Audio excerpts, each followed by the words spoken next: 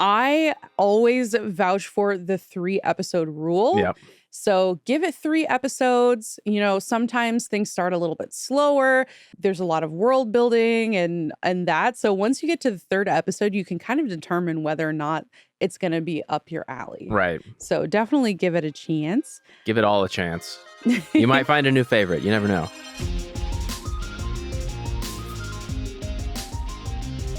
Coming to you from Crunchyroll HQ, this is The Anime Effect. Each week, we bring you the latest from across the world of anime and entertainment. It's pop culture with an anime lens. So we have been teasing this for a while, but it is finally here. Finally. The new season for winter 2025. And we're going to be breaking down today some of our favorites, what we're looking forward to. We have some show release dates and some other things to look forward to for fans for any and all anime genres. It's Christmas coming early, Alex. Get a pen and paper ready because you're going to need it. You're going to need to write all of these down. Mm-hmm. And we'll listen to them over and over again so we get those plays, but also write them down. So get the list going because there's a lot of new shows that we can look forward to. And some of them have been long anticipated by me especially, including, we'll save it for the main segment. Gotta listen to find out which one. I'm your host, Leah President. It's me, Alex Lebel. And the two of us are here to see just how powerful the effect of anime really is. We recently encountered a cryptid last Friday. We went to the Crunchyroll holiday party, which was so fun. Super fun. And Nick was there. Nick and Caitlin were both there. This is the first time I've seen Nick since he went out of office. So it literally was like, and he like cut his hair and he didn't have a beard anymore. I was like, whoa, like, who are you? Like it was like jump scare. They're doing great. It was so good to see him. And like, yeah, it was just so crazy because like I feel like we talk like every day. Like we have like a group chat we talk in every day, but yeah, miss him on the pod. Yeah, it was weird because I mean we all sit close to each other too in the office, and we're just used to having him be a fixture, and then got used to him not being a fixture there. Yeah. And now just to see him again, and I mean it's lucky for me because I mean as I've mentioned before, he was the other guy with glasses and long hair. Yeah. And when you see your doppelganger in person, that usually means something terrible happens to you. But luckily, he cut his hair and shaved his beard, and all was good. And here we are. Yeah, the multiverse didn't break when you like you encountered your doppelganger. He actually gave us some of his picks later on in the episode. So if you want to hear what Nick is recommending also for the season, stick around for that. Coming up next, we are going to be, like I said, breaking down the winter season. Break it down. Don't miss it.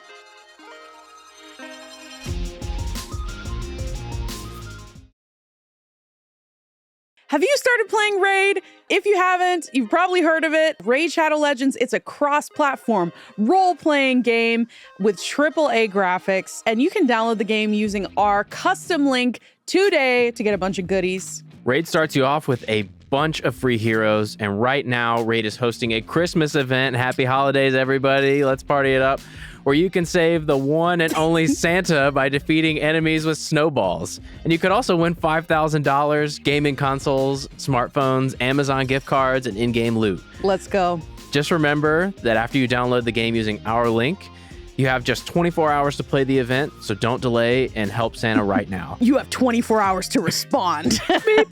But yeah, if you've been listening to the show, you know my favorite mobile game of all time that I've been playing for years just shut down its server, so I'm definitely looking for something else to hyperfixate on. So why not Raid? If you want to join in on this special event, download Raid today using the link in the episode description, which is bit.ly/theanimeeffect. Or if you're watching this episode, you can scan the QR code on the screen. It's finally time. Guys, I'm so excited.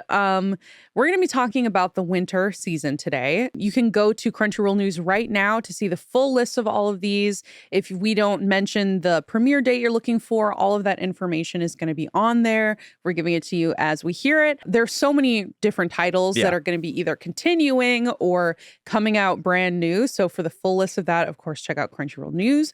But we're going to be breaking down some honorable mentions, some of our top titles, some of our recommendations, just, what we're excited for. Yeah, there's so many that it was hard to cull this down to a list that didn't take us 5 hours to talk about. So definitely check out Crunchyroll News to see the rest of the shows, because this is only a small piece of the pie. Yeah. So I wanted to talk about some of the top shows, some of the top titles that either, recently came back with the fall season, and we're going to be able to watch those throughout the winter season. One of them is ReZero. Right. So we are on the third season of ReZero. That's going to be continuing throughout the winter season. Not too long ago, we actually got to speak with the voice of Subaru at Anime Expo this year. So if you want to hear a little bit more about the show and about his experience recording it and a little bit of a sneak peek, if you haven't been watching with the previous season, definitely check out that interview. You get a little bit behind the scenes action there. So what would you, for someone to like ReZero, what would you say is like a comparable title that, like, if you like this, then this? I don't, it's hard a little bit because it's so unique in its premise. However, there are so many, there's so many fantasy shows out right now, and there's so many isekai, and it's hard to know which ones are the best ones to watch. And I wouldn't necessarily say content-wise it's like Mushoku Tensei, but in terms of quality, in terms of the animation is gorgeous. The animation's gorgeous. You're getting a lot more than meets the eye. There may be some eye-rolly moments where you're like, oh, come on, like, can we just get back to what makes this show so special? But when it hits, it hits. And I'm actually still a little behind on ReZero, so this episode is my wake-up call to go catch up. And this is the shout out to everyone who thinks there's too many episodes of ReZero to catch up. There are not. You can absolutely do it. So join me in catching up to ReZero. Take that 0 up to 1, because one completed series. That's the thing is, like, I always say this, and I said this the last time when we were previewing the fall season, but when a new season, like the winter season is just starting. When a new season starts, now is the time if you want to get, like, because the episodes come out weekly. Right. So you have time to catch up and be a part of, like, the sort of zeitgeist that comes with, like, watching and having that community when new episodes are released each week. Yeah. Which is one of my favorite things. Like, I love watching in season for that reason. So yeah. Even just being there, like, you won't have full FOMO. You may have a little bit because you'll be a little behind, but it's better than not understanding what's going on while everyone's freaking out over potentially the moments of the season. And then I think a lot of folks are going to be excited to hear that Shangri-La Frontier, I'm a lot of folks, is going to be continuing throughout the winter season. I know Lee has been watching. He was a big fan of season 1. It's great. This show is so much fun. It does a lot. It subverts a lot of expectations. I guess it counts because it's a video game. I will argue to the death about that stuff. I'll press the button today because Lee's here and can't argue with me about it. So. But it's so much fun. It also has just, like, great openings and endings. And I know we talk about those a lot, but it cannot be overstated how cool those are. And also the little Shangri-La Frontier minis at the end of each episode, they make me laugh, they make me smile, and the show doesn't take itself too seriously, but is serious when it needs to be. And that is it's an art. You have to be super tactful to be able to pull that off.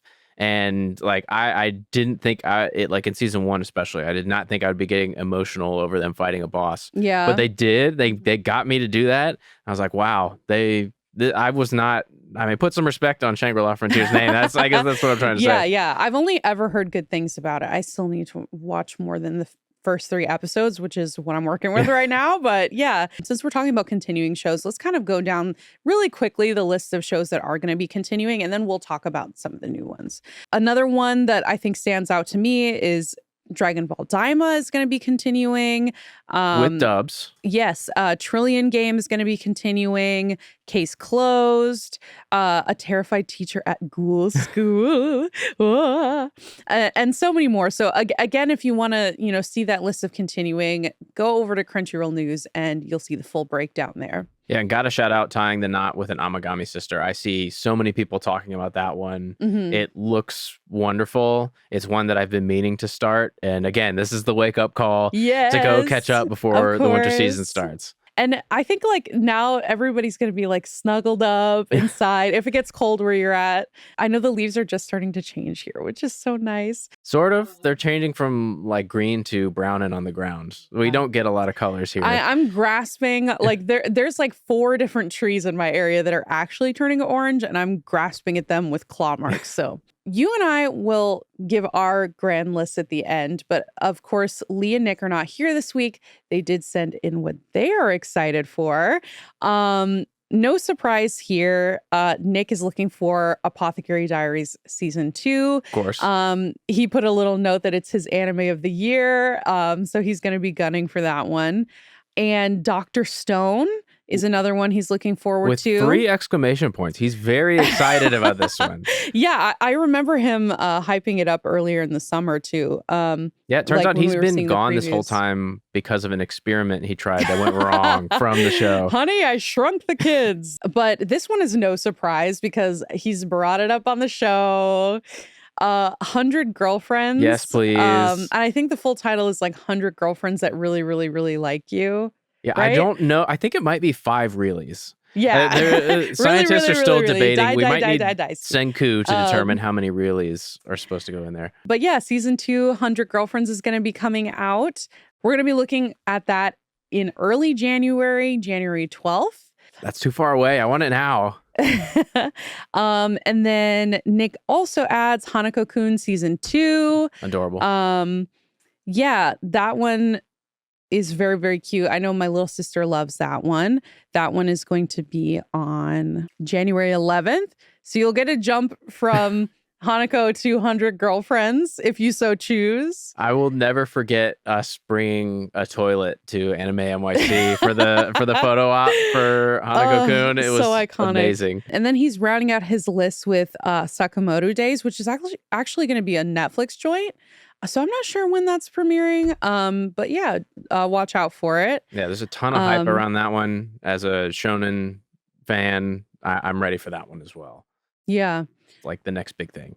So at the top of Lee's list is Zenshu, which that's another one that I have really been looking forward to. I believe it's Mappa that's animating it. So you know that the animation is going to be gorgianious. I think it's going to be a little bit of comedy mixed with drama from what I've only ever seen the trailer. So from what I understand, there's more to it than meets the eye. And I can't wait to see what all that is, because I think it could go like, I don't know. There's so many different directions it could go. It could go fully postmodern. It could go fully. I don't know. There's just like the fact that there's more to than meets the eye is just it's got me. It's got me hooked. It's about an animator. So the plot is a rising anime director stuck on her rom-com project. We all get that writer's block. Gets unexpected guidance from her favorite anime. So that is going to be really fun. I love the anime that's like dips into fandom itself also. One thing I can think of is like Wotakoi, Love is Hard for Otaku. And I think another one would be like Kiss Him Not Me. I think that's the one that's like, it talks about her like otaku-ness. Yeah. I love that so much. Yeah, and Kakushigoto, that was another one. Yeah. That's like the life of a mangaka. Yeah. And then you actually told me when I came into the room that you're drinking tea today because, we have honey lemon soda coming up. Yep, I've got honey lemon tea. This show looks adorable. I'm going to be here for it. I'm going to be watching it the whole time. I cannot wait for this one. Yeah. Do you want to talk a little bit more about it? I've kind of tried to stay willfully ignorant of that one, but because I sit next to Lee and Allie, who work on that show. They've been hyping it up. They've been shouting at anyone who will hear to watch this show, and I trust their judgment. So I am here for it. Yeah, and it definitely looks like I remember seeing pictures of the manga, and it looks very much like in the classic sort of shoujo beat style. Mm-hmm. So the plot is about this high school girl who basically she's not super popular. She's really shy, and she encounters this boy who has blonde hair, which reminds her of like the taste of like honey lemon soda. And it's about them sort of like growing close to each other and getting to know each other. So I think it's going to be kind of like a sweet romance. I didn't read the manga, so if there's like some kind of crazy plot twist, I don't know, but this definitely seems like it's going to be up my alley because I've been really needing like just a sweet romance. I think all of the romances I've been watching recently have some kind of like tragic ending. Yeah, or they're like I don't know, not like aggressive, but they're more intense than that. This sounds sweet and lovely. Yeah, sweet as honey. Yeah, it's gonna be sweet as honey. And I'm gonna start doing that too. I'm gonna start just calling people food. But that's going to be coming out on January 8th. So all of these, really, most of these are going to be coming out like in January. Mm-hmm. So there's going to be like a lot if you're off from school or if you're going to be like working from home, all warm and cuddly. This is like January is going to be where you're going to have just like show after show after show to check out. I always vouch for the 3-episode rule. Yep. So give it 3 episodes. You know, sometimes things start a little bit slower. There's a lot of world building and that. So once you get to the 3rd episode, you can kind of determine whether or not it's going to be up your alley. Right. So definitely give it a chance. Give it all a chance. You might find a new favorite. You never know. Okay, so at this point we've broken into a couple different titles that we're looking at and that the co-hosts are kind of looking for. What else do you think fans will be excited about this season? Yeah, we've heard enough from everybody else. What about us? So that's what I like that. But I'm really excited for the return of solo leveling. Yes. We know it's coming back and we know it's going to be great. Huge. Because that show has delivered on its expectations. It is being handled so well by A1 Pictures. I'm loving how it's coming to life, and I'm loving how the fandom has taken to the anime in particular. And a movie just recently came out for it, right? Yes. So we're kind of like, it's kind of like the solo leveling nation, right? Yeah, it's the solo time. leveling nation. How are we feeling? Yeah, the lucky fans that got to go and watch it and bought tickets, they got to see a special recap of season 1 and the first 2 episodes of the newest season. And there's a lot going on in this upcoming season. I've read ahead.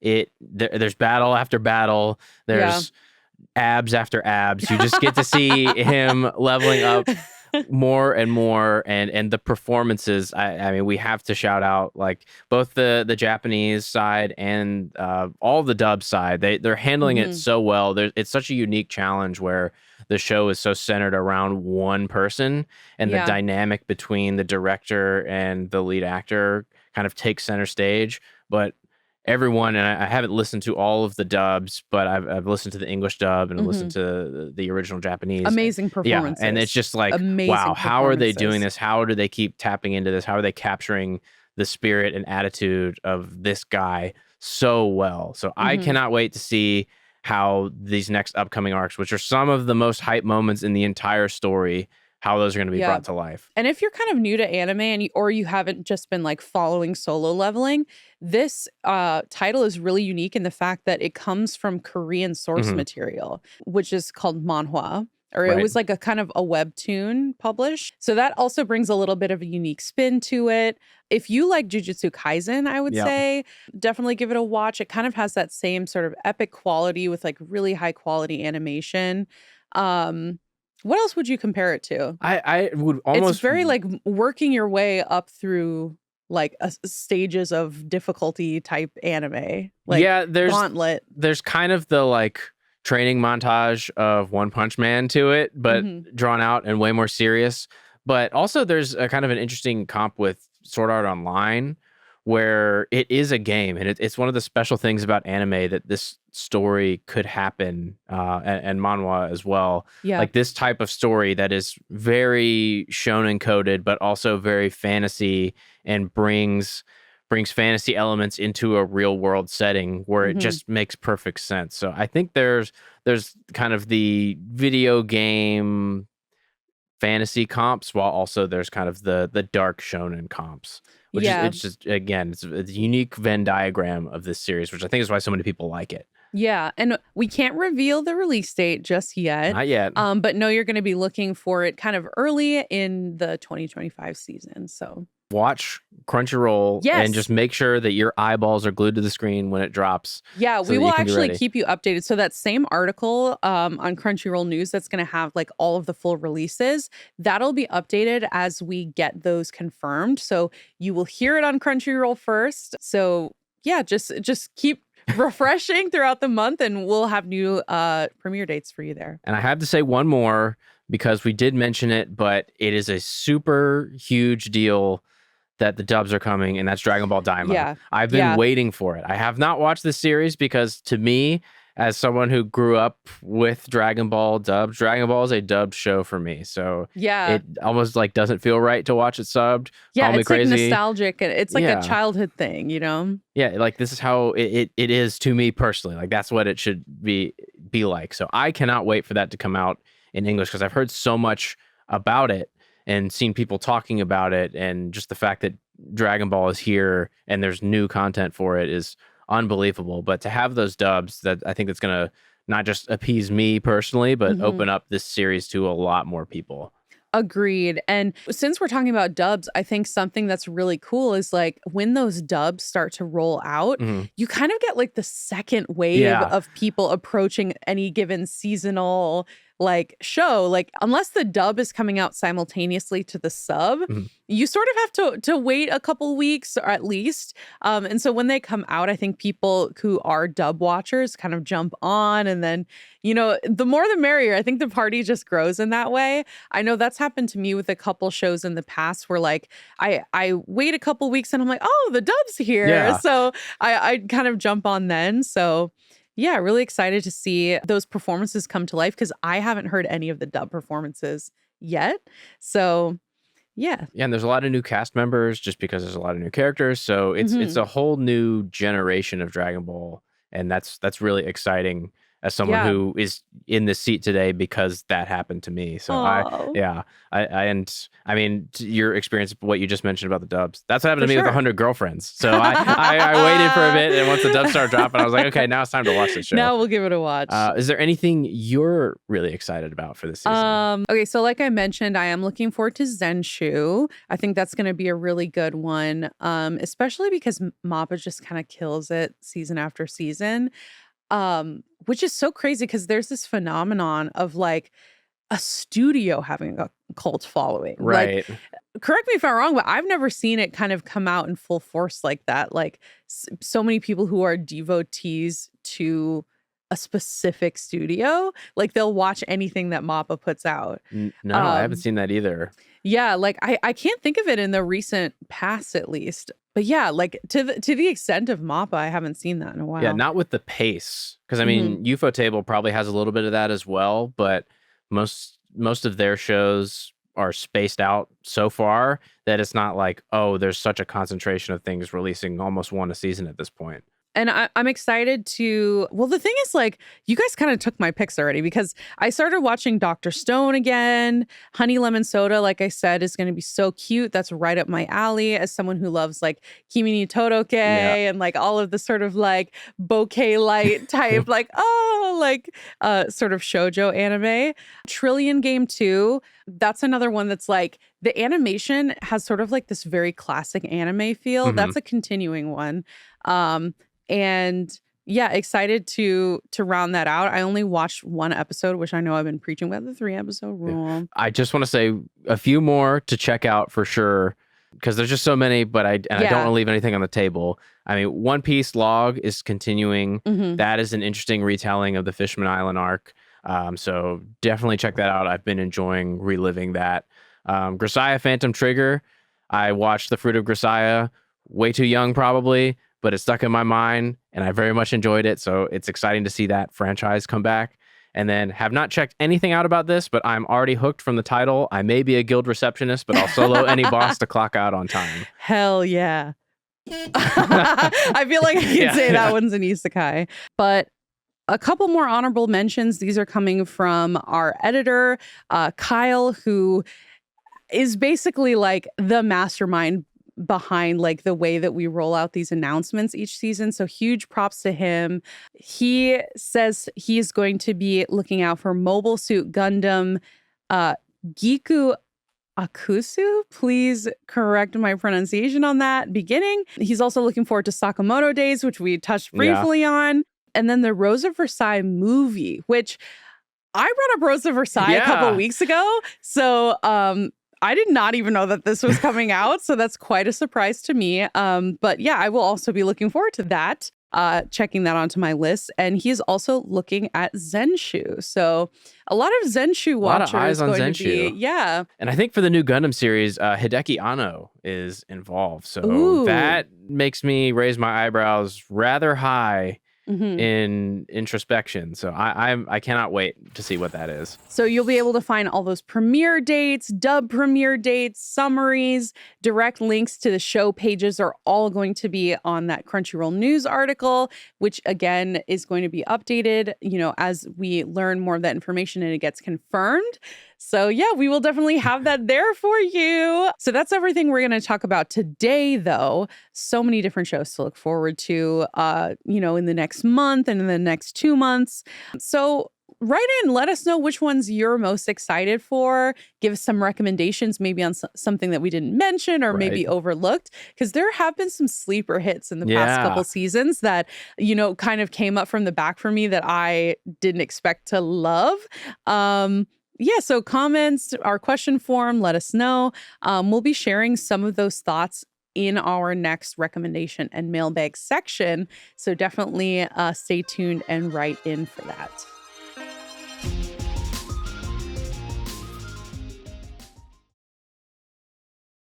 Okay, now that we have covered the winter season, it was a lot, but it's so exciting. So much. The adrenaline is high. Should we recommend our favorite? I guess at this point, let's stick our flag in the ground and declare which one of these winter titles we're most excited about. I think it's no surprise for me, but I'm interested to hear your pick. This was tough, and I think I have to give it to one that I've stuck with through thick and thin, through a long delay when we weren't able to record the dubs, but waited patiently for it to come back because I love this dub. But Dr. Stone, the beginning of the end of Dr. Stone. Yeah. This is science future. The show is so ridiculous and it never feels unrealistic, which I think is a delicate balance. And we're about to hit the true challenge of that, looking to try to get to space. And I can't wait to see where this crazy bunch of nerds ends up. So Dr. Stone is mine. But what about you? Yeah. So I actually have to agree with Nick here and say that I think Apothecary Diaries Season 2 is going to be just the absolute number one on my list. I have been long awaiting this. Of course, we've interviewed the director on the show, and that was like so cool to kind of learn a bit more about the show. I have like a newfound appreciation for like all of the symbolism and the time that they took to kind of craft the world that the whole narrative takes place in. Right. And we did get a little bit of a sneak peek in that interview. So if you want to take a look at it, we actually released a print version of the interview on our new type collab, which you can actually read on Crunchyroll, like the full magazine if you weren't able to go to Anime New York City and get a physical copy for yourself, which I think is so cool. Like how often does anyone get like a physical byline anymore outside of like huge publishers? Like it's just such a cool like retro moment to have. Yeah, get some paper and print it out so you can staple it together and feel that you're reading it, because it's worth it. It's worth that feel. It was crafted with such love and care. Yeah. It's worth it. Maybe pay up for the extra heavy stock. I don't know. We'll see. Yeah. And also, I mean, speaking of Apothecary Diaries, on the back side of the magazine is an original Mau Mau illustration. It's nowhere else, and it came right from the studio. So just such a cool moment. And yeah. It made me say, wow, wow. Like it was that cool. Glad there's no button for that. Yeah, the button. Or what is it, a foghorn? Yeah, we'll have the foghorn button and the leghorn button. The foghorn leg. Oh my gosh. We're doing old head jokes today. But yeah, so we got a little sneak peek on where the story's going to kind of go. I'm really excited for the mystery. A little bit more about Mau Mau's backstory I'm looking forward to. And just the relationship between the characters. They really kind of grew closer in season 1. So I think the show stopped right at about the perfect time. Like it really kind of enticed us in, where I got to the last episode and I'm like, you know, when you're waiting for the next thing, like the next play episode button to pop up, it didn't pop up and I was like, no. So yeah, definitely long awaited for me. I've got to watch that show. Yeah, it's really good. But we've also got some other recommendations from our lovely fans via our question form, except for this one, which came via Apple Podcasts from Chicken Little the Third. So that's glad to see that bloodline name, continue because it's been way too long since I've heard from Chicken Little. So thank you. Chicken Little the Third writes, so I just started recently listening and I've really enjoyed tuning in. First of all, thank you. It does continue. I just wanted to recommend two of my favorite anime/manga, Black Clover and Spy Family. Let's go. These two were like my lifeblood. I just want to say thanks for giving me something to do and listen to. Heart emoji. Aww. That is great. Great recommendations. I cannot recommend Spy Family enough. Yeah. That show makes me laugh. That show gets me hyped. That show needs more. It used to be my default rec. Like, if anyone was like trying to start getting into anime or whatever, I would be like, Spy Family is going to be like the funny, feel good one, or Attack on Titan, and you jump right into the fray. But yeah, it was my default for a while because it's just like such a good story and it's so well written.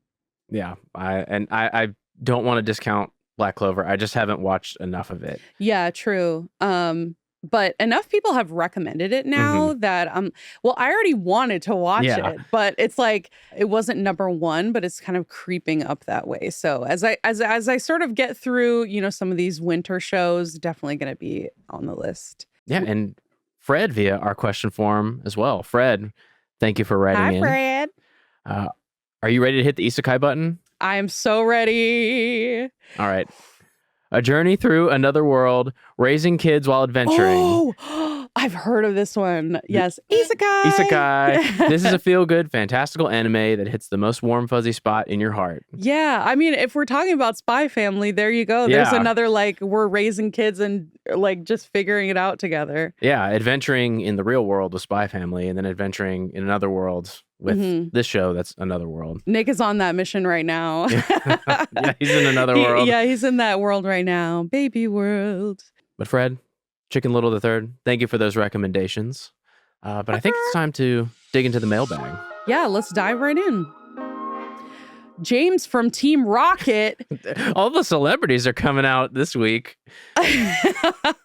That's awesome. So via our question form, they say, sometimes anime deviates from the source material with better or worse results.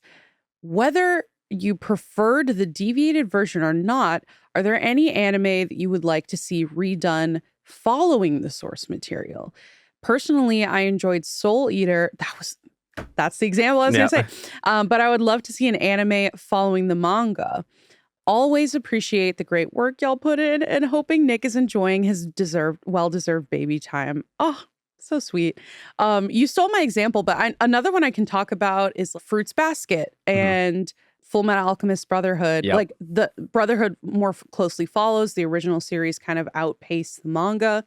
So those are two that I can think of off the top of my head. What about you? I think Blue Exorcist is one that I thought that I'm glad that they've continued on because there was such a time where they just had to rush the ending a little bit. But the one that's been picking up a lot of steam and I would personally love to see is Tokyo Ghoul.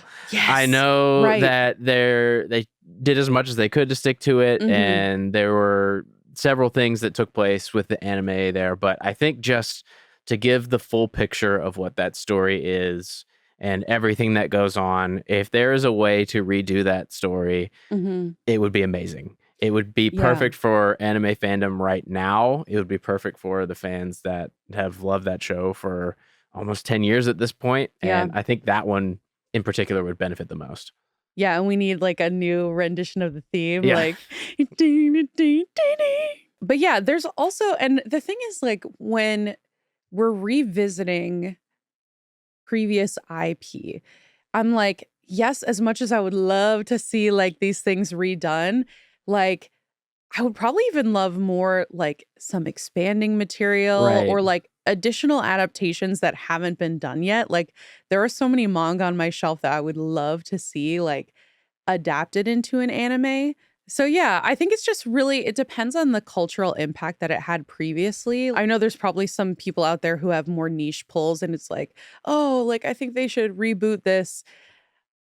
Let's try to like, you know what I mean? Like, yeah, I hope that makes sense. Like, I would love to see just more shows rather than like, because a lot of it rides off nostalgia. Like, we have to be honest. Right. Well, look at Bleach. Like, Bleach ended before and they made the ending end, and then they picked it up and carried on from where it actually continued on in the story, and it's killing it. So if that's the treatment that it'll get, or something along those lines, like that would be perfect. But to your point, there's so many other stories that still need to be told before we go back. And I think you gotta kind of earn it a little bit with your legacy. Yeah, for sure. Because the thing is, like, there are so many iconic shows that either there is an additional material for it, or the writer has moved on to another project, and I just have to like read fan fiction for the rest of my life. Like, headcanon is the true ending. Give me more content. I like watching the same arc over again. I probably would rather, watch something new. But thank you for sending in your recs and questions. We love hearing from you. We love hearing your questions and answering them and hearing your recommendations. If you'd like to get involved, please submit your questions and recs to got.cr/anime effect questions. Hell yeah.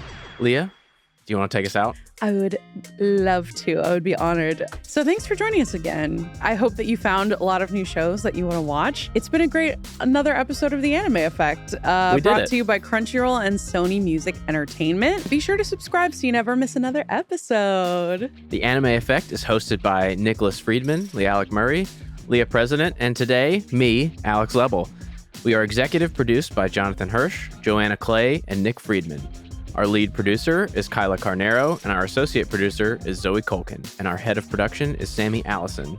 Special thanks, as always, to Carla Solorzano and Tamika Balance-Kolasny. We'll be back next week with even more anime, of course. But until then, you just have to wait and go build your lists. Stay crunchy.